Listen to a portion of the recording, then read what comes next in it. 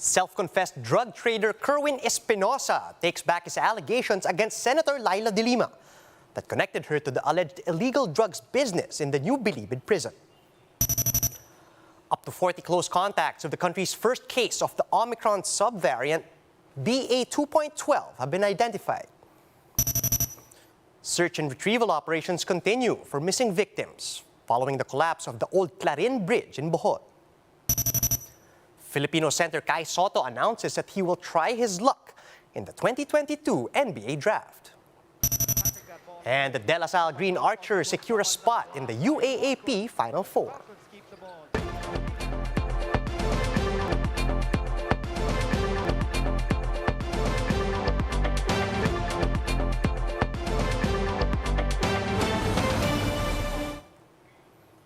Fast, focused, and fearless. Here's everything you need to know as you jumpstart your day. I'm Charles Lejano.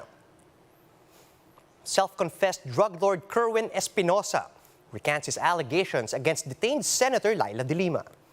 He says he was only pressured and coerced to make such false testimony. Camille Samonte with the report.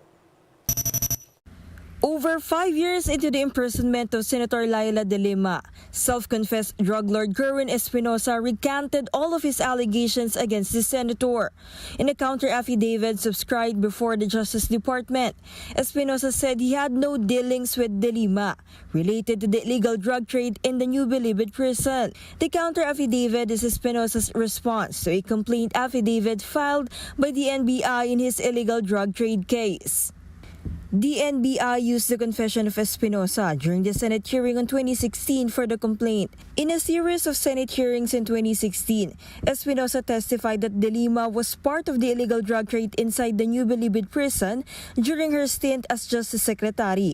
But in his counter-affidavit, Espinosa explained that all of his testimonies against De Lima were not true. Espinosa also said the statements he made against the detained senator were the result of pressure and coercion. For this, Espinosa apologizes to De Lima. Ang sinasabi lang ni Kerwin sa counter-affidavit niya, never siya nakipag-deal, wala siyang transaksyon. At kung ano man yung nasabi niya against Senator De Lima, ibinabawi niya at humihingi din siya ng paumanhin, no? Apologizes for implicating Senator De Lima. However, Espinosa's legal counsel, Attorney Raymond Palad, said his client did not disclose the identity of the person who pressured and coerced him to falsely testify against De Lima. Ang sabi niya lang sa akin is that during the time na nag-testify siya sa Senate is that 3 weeks lang kamamatay ng father niya noon. And there are continuing threats noon sa buhay niya, sa pamilya, sa kapatid. Ang sinasabi sa kanya binabantayan namin yung pamilya mo, etc. In general lang naman, no names. And because of that pressure, kaya marami siyang kinuwento. But as to names, wala siyang binanggit sa akin. Recall that in 2016, his father, Alberta Leyte Mayor Rolando Espinosa Sr., was shot dead inside a jail cell. Espinosa Sr. was among the narco-politicians tagged by Duterte. The DOJ, however, asserted that Espinosa's recantation will not have any effect on their case against De Lima. This is also the explanation of Espinosa's legal counsel. To clarify, hindi naman witness si Kerwin doon sa cases against Senator De Lima. In the 3 cases pending sa Muntinlupa, he was never presented as a witness. So yung recantation niyan to is more on recanting his statements given sa Senate inquiry. Sa court naman, hindi naman nag-testify si Kerwin. De Lima was originally charged with 3 drug cases but has already been acquitted in 1 case last year. De Lima's lawyer Filibon Tacarden said that Espinosa's recantation shows that the testimonies and evidence against the detained senator were all fabricated. They are hoping that other witnesses will also come out to confess how they were coerced into making false testimonies against De Lima. The detained senator is also hoping that in the end, truth and justice will prevail. The palace, meanwhile, has yet to issue a statement on the matter. For News 5, Camille Samonte, We Are One News. The Health Department has identified over 40 close contacts of the country's first case of the Omicron subvariant BA.2.12. Marty Bautista with the story. The health department ensures that the Philippines is ready should the Omicron subvariant BA.2.12 cause another surge. This following the first case of the subvariant in the country. Secretary Francisco Duque is confident the situation will not worsen since vaccination rates are high. Handa tayo, siyempre, kasi dumaan na tayo sa ilang surges, di ba? So handa naman yung ating healthcare facilities, ang ating mga healthcare workers naman, ay alam naman na nila kung anong gagawin nila. Duque also said that the BA.2.12, although infectious, is not that severe. Hindi naman siya peligroso, hindi naman siya mabagis, no? Mas mabilis lang kumalat, pero wala pang datos sa mga bansa na kung saan natuklasan na ito na naging malubha yung clinical manifestation ng mga infected patient. The 52-year-old Finnish woman who tested positive with the variant is now back in Finland. DOH has also identified a total of 44 close contacts during her stay in the country. 9 are from Quezon City and 5 from Benguet as she attended seminars. 30 passengers present in the plane with her en route to Manila were also included. The DOH said all of them are still under monitoring, but not all were tested. Tuloy-tuloy ang sistema natin, may contact tracing tayo, pero batay sa atin na testing policy na risk-based and targeted testing, hindi natin isinasailalim sa testing lahat ng mga na-expose. So yun lang po mga nagpakita ng mga symptoms.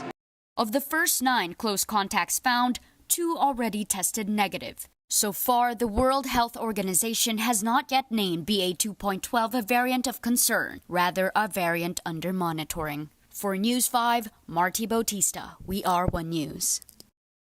Authorities are now looking at overloading as the possible cause of the collapse of the old Clarin Bridge in Bohol. This as search and retrieval operations continue for the missing victims in Lubok River. Gemma Vanseño with the story.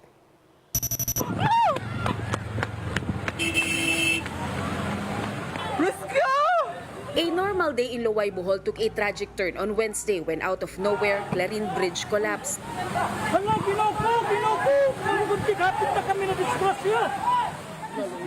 Several vehicles fell to the Lubok River. 4 people died in the horrific incident, including 1 Austrian national and 3 locals. So why exactly did the bridge collapse? Authorities are looking at the possibility of overloading. Many Tagbilaran-bound vehicles were supposedly caught in heavy traffic after 1 truck carrying gravel counterflowed. Yeah, in my initial assessment, based on the testimony coming from the survivors and yung nakakita, yeah, it was really because of that counterflowing vehicle that caused the collapse of the bridge.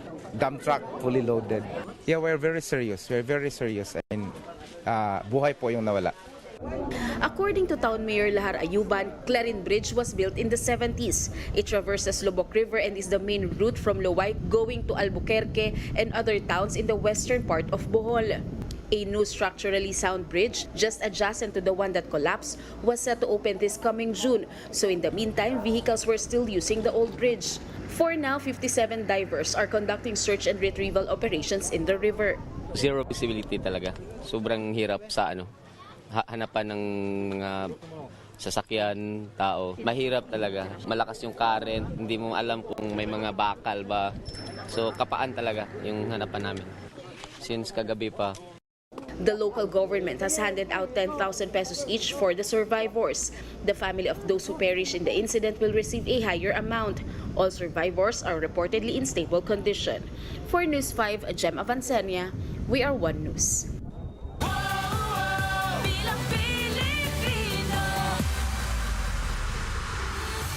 With 10 days left before the May 9 polls, candidates are working double time to get the support of more voters.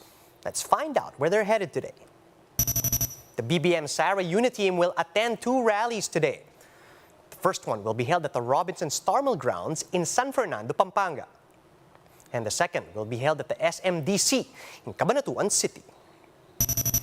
Meanwhile, Senator Kiko Pangilinan will make rounds in Laguna to campaign for Team Lenny Kiko and the Tropang Angat. Pangilinan will be visiting Santa Cruz, Canlubang, and Calamba before joining the Laguna Grand People's Rally in Santa Rosa City. And lastly, Senator Ping Lacson will be visiting the so-called Robredo stronghold, as Lacson will be attending town hall meetings in press conferences in Camarines Sur and Albay.